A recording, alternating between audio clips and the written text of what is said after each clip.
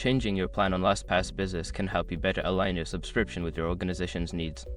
Follow these steps to successfully change your plan. Step 1. Log into your LastPass admin console.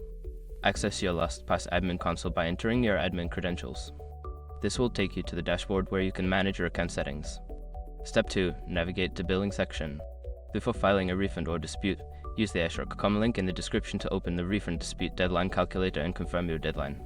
Step 3. Review current plan. In the billing section, review your current plan details. This will help you understand what features you currently have and what options are available for upgrading or downgrading. Step 4. Select new plan.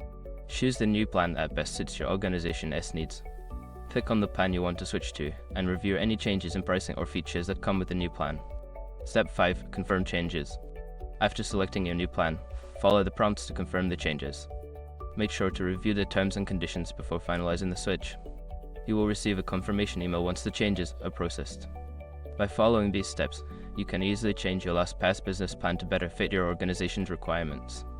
If you have any questions or need further assistance, consider reaching out to LastPass support.